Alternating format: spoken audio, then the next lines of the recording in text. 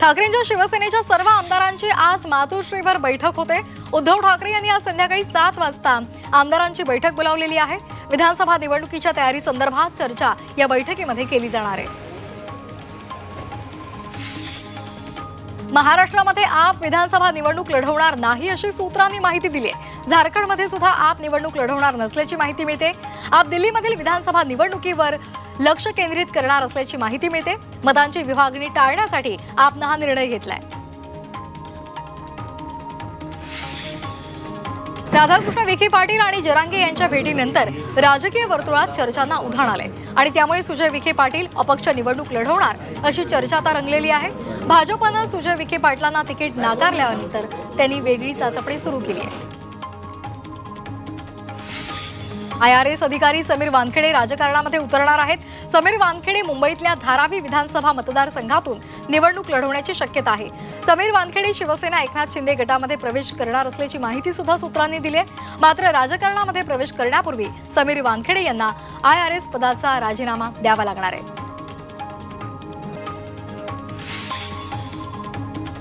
राज्यातील 288 पैकी 30 जागांवर ब्राह्मण समाजाचा उमेदवार द्यावा अशी मागणी सकल ब्राह्मण समाजाने केलेली आहे। पुण्यातील कसबा मतदारसंघही ब्राह्मण समाजाला मिळावा आणि त्या ठिकाणी भाजप शहराध्यक्ष धीरज घाटे यांना उमेदवारी मिळावी अशी मागणी सकल ब्राह्मण समाजाने भाजपकडे केली आहे। धाराशिवमधील कळंब विधानसभेच्या उमेदवारीसाठी शिंदे शिवसेनेमध्ये रस्सीखेच सुरू आहे। जिल्हा संपर्क प्रमुख नितीन लांडगे यांनी धाराशिवमध्ये मोठं शक्ती प्रदर्शन केलेलं आहे। त्यांनी युवा संवाद मेळाव्यामध्ये उमेदवारीची मागणी केली आहे। सिंदखेड राजाच्या जागेवरून महायुतीमध्ये झुंपण्याची शक्यता वर्तवली आहे। यंदा ही जागा भाजपला सोडावी अशी मागणी भाजप प्रदेश प्रवक्ते विनोद वाघ यांनी केली। जर येत्या 2 दिवसांमध्ये निर्णय घेतला नाही तर मोठा राजकीय भूकंप होईल असा इशाराही भाजप पदाधिकाऱ्यांनी दिलाय। विधानसभा निवडणुकीसाठी आदर्श आचारसंहिता लागू झाली, त्यामुळे आचारसंहितेचं उल्लंघन होणार नाही याची दक्षता घ्यावी असे निर्देश यवतमाळच्या अप्पर जिल्हाधिकाऱ्यांनी दिले। तसंच सर्व प्रकारचे राजकीय बॅनर काढून टाकण्याच्या सूचनाही देण्यात आल्या आहेत।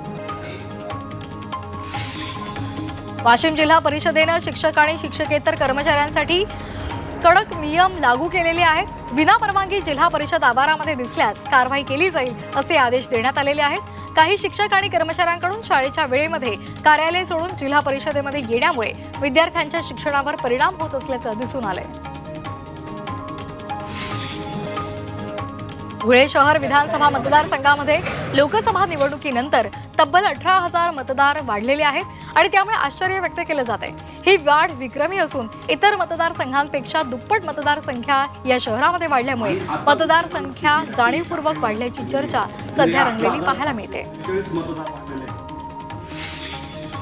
आचारसंहितेपूर्वी सरकारने घेतलेले निर्णय हे वादाच्या भोवऱ्यामध्ये सापडण्याची शक्यता आहे।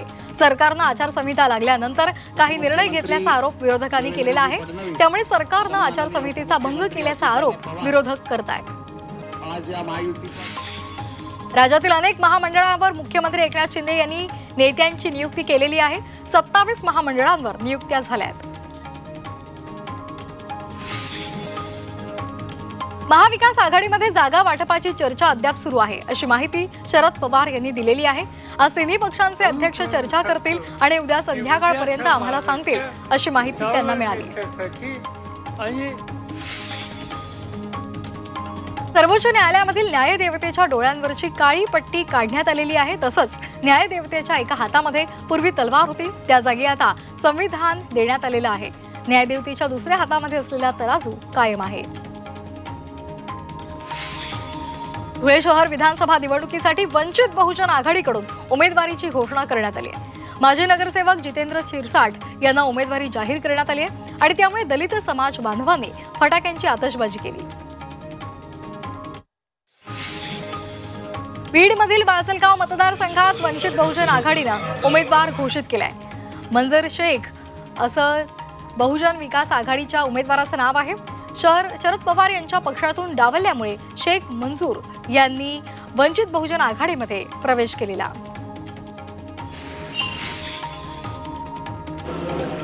मुंबईमध्ये आज आणि उद्या पाणी कपात असणार आहे। वैतरणा जलवाहिनीच्या दुरुस्तीच्या कामासाठी मुंबईमध्ये पाणी कपात लागू करण्यात आली आहे आणि त्यामुळे आज आणि उद्या 5 ते 10% पाणी कपात असेल, त्यामुळे नागरिकांनी पाणी जपून वापरावं असं आवाहन महापालिकेने केलंय।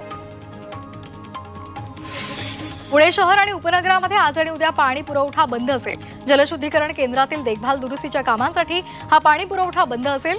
शिवाय शुक्रवारी सुद्धा उशिरा आणि कमी दाबानं पाणी पुरवठा होण्याची शक्यता वर्तवण्यात आली आहे। उल्हासनगर महापालिकेनं रस्त्यांवरील अनधिकृत बांधकामावर कारवाई केली। यामुळे व्यापारी महापालिकेच्या अधिकाऱ्यांमध्ये मोठा वाद झाला, मात्र पोलिसांनी कारवाई पूर्ण केली आहे। अंबरनाथमध्ये महामार्गाच्या शेजारी कचऱ्याचे ढीग लागलेले आहेत। परिसरातील नागरिकच महामार्गाच्या शेजारी कचरा आणून टाकतायत। शिवाय पालिकेकडून सुद्धा नियमित हा कचरा उचलला जात नसल्यामुळे महामार्गावर कचऱ्याचे साम्राज्य पाहायला मिळते। विमान कंपन्यांना वारंवार मिळणाऱ्या धमक्यांची केंद्रीय गृह मंत्रालयानं दखल घेतली आहे। केंद्रीय गृह मंत्रालय आणि विमान वाहतूक मंत्रालय लवकरच या प्रकरणाचा अहवाल तयार करणार आहेत। त्यामुळे फेक कॉल्सची समस्या दूर होईल, तसंच फेक कॉल्स करणाऱ्यांवर कडक कारवाई केली जाऊ शकते। पिंपरी चिंचवड शाळेच्या दैनंदिन स्वच्छतेसाठी महापालिकेची लगबग सुरू आहे आणि त्यासाठीच्या निविदा खर्चाला महापालिकेनं मंजुरी दिली आहे। 63 कोटी महापालिकेनं खर्च करणार असल्याचं समोर आलंय। सोलापूर जिल्ह्यामध्ये आतापर्यंत केवळ 4% क्षेत्रावरच ज्वारीची पेरणी झाली आहे। शेतकरी रबीच्या पिकांच्या पेरणीमध्ये व्यग्र आहेत। सांगोल्यामध्ये ज्वारीची सर्वाधिक पेरणी झाली आहे, मात्र मूळ लागवडीचं क्षेत्र असणाऱ्या करमाळा, बार्शी, अक्कलकोट, दक्षिण सोलापूर आणि मंगळवेढ्यामध्ये अद्यापही पेरणीचं प्रमाण घटलेलंच पाहायला मिळते। नाशिकमध्ये 26,000 हेक्टर पिकांना पावसामुळे फटका बसलाय। परतीच्या पावसामुळे शेतकऱ्यांचं मोठं नुकसान झालंय, तर राज्यातील तब्बल 30,506 हेक्टरवरील पिकांचं अतिवृष्टीमुळे अतोनात नुकसान झालेलं आहे। तसंच इतर पिकांनाही पावसाचा फटका बसलाय।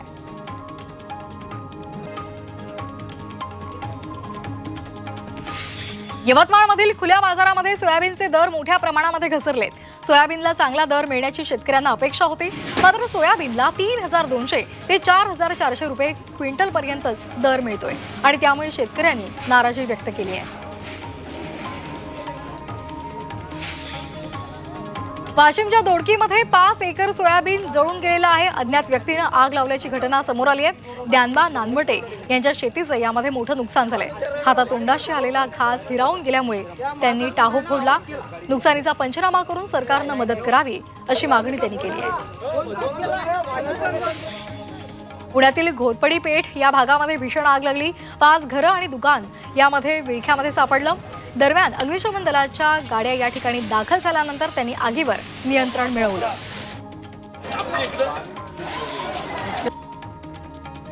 अल्लू अर्जुनचा पुष्पा 2 या सिनेमाची रिलीज डेट बदलल्याची माहिती समोर आली आहे। या सिनेमाचे बॉक्स ऑफिसवर विकी कौशल आणि रश्मिका मंदाना, अभिनीत छावा या सिनेमासोबत टक्कर होणार होती आणि त्यामुळेच पुष्पा 2च्या रिलीज डेटमध्ये बदल करण्यात आलेला आहे।